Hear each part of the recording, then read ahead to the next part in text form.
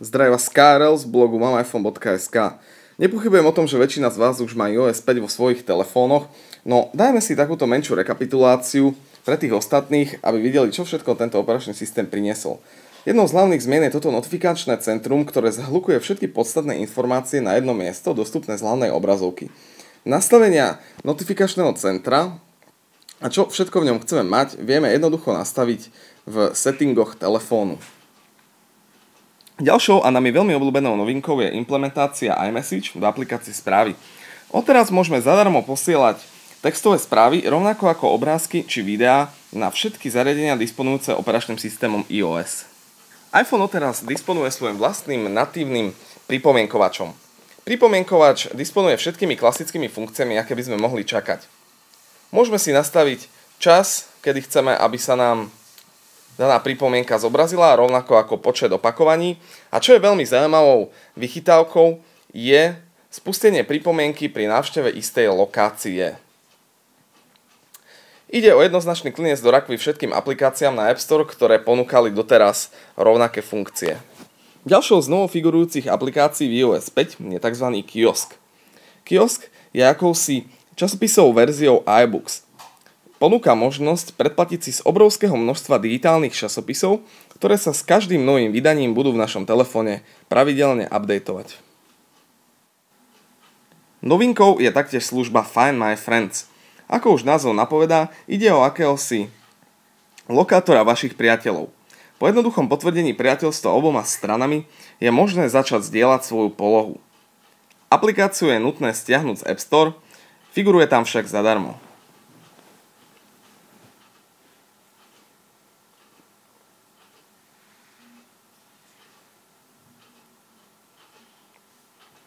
Ďalšia novinka poteší najmä všetkých filmových priaznivcov. Aplikácia s príznačným názvom Trailers slúži ako databáza trailerov na filmy, ktoré nás čakajú v najbližšej dobe na filmových plátnach. Všetky z týchto trailerov sa nachádzajú v HD kvalite, čo maximalizuje zážitok z nich. Aplikáciu je nutné stiahnuť z App Store, no rovnako ako aplikácia Find My Friends je free.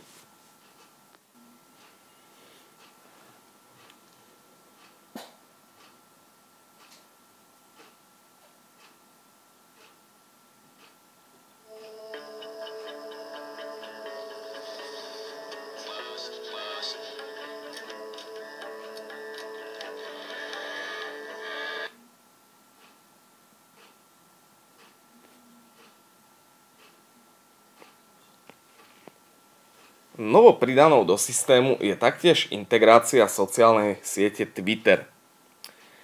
Twitter sa odteraz nachádza takmer v každom kontextovom menu natívnych aplikácií. Ako môžete vidieť, takýmto jednoduchým spôsobom dokážeme tweetovať fotky priamo z našej galérie.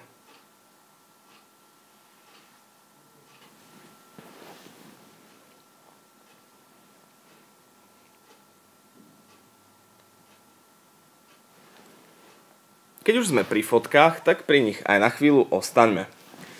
Odteraz ich môžeme priamo upravovať rovno prostredníctvom aplikácie Galeria. K dispozícii máme autokorekciu farieb, mazanie efektu červených očí a rovnako aj základné orezávanie. Ide o úplne základné funkcie, avšak ich prítomnosť priamo v systéme určite každého z nás poteší.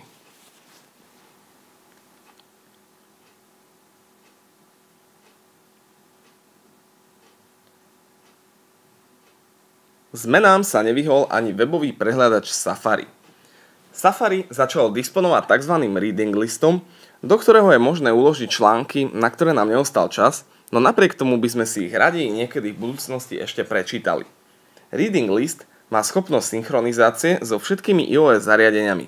To v praxi znamená, že to, čo máte v reading liste na vašom Macu či iPade, sa nachádza aj vo vašom iPhone a naopak.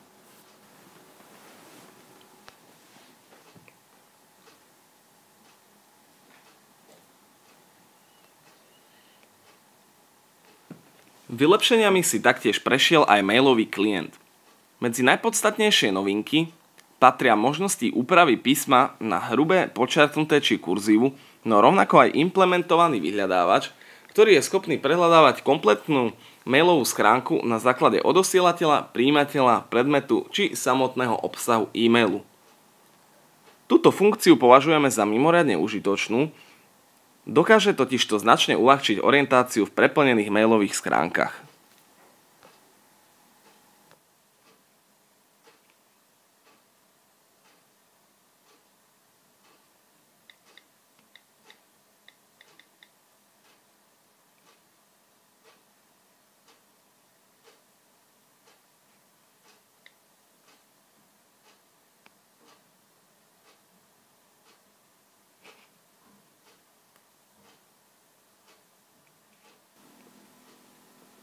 Jemným faceliftom si prešiel taktiež aj kalendár. Odteraz je možné jednotlivé udalosti zadávať s presnosťou na minúty a jednoduchým spôsobom ich presúvať a prispôsobovať podľa priania.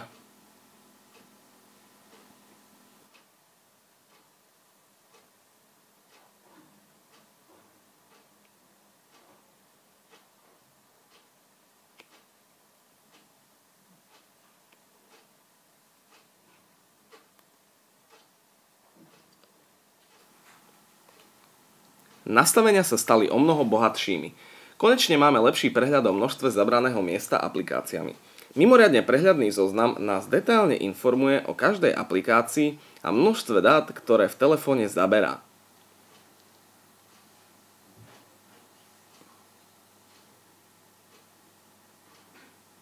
Bohaté sú taktiež aj nastavenia služby iCloud, kde dokážeme do detailov nastaviť, čo všetko do neho chceme či nechceme zálohovať.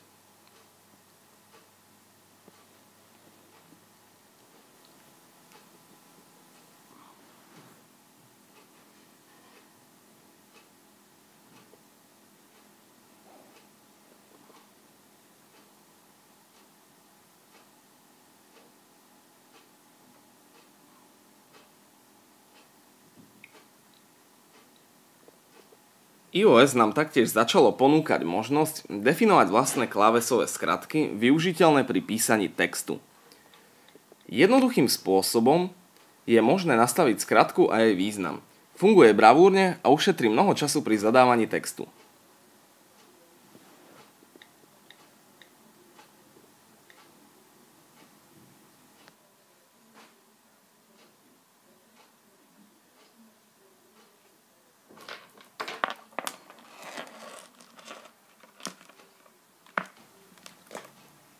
Svojimi zmenami si taktiež prešiel aj fotoaparát. Konečne sa dočkal fyzickej spúšte a čo je ešte zaujímavejšie, ako môžete vidieť, spúšť dokážu nahradiť aj slúchadlá s funkciou pridania hlasitosti.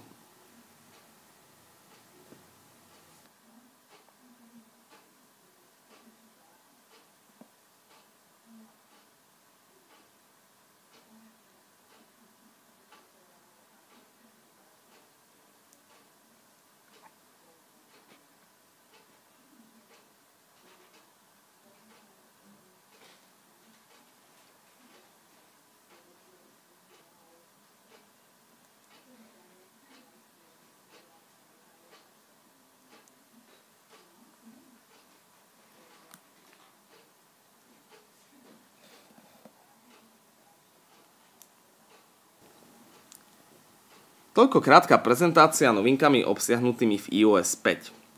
Určite však nie sú všetky, keďže dokopy ich je približne 200. Tak ostaňte naladení, sledujte nás na facebook.com/mamiphone.sk a rovnako nás followujte na twitter.com/mamiphone, tak ako počujete, a iPhone. Zdraví vás KRL.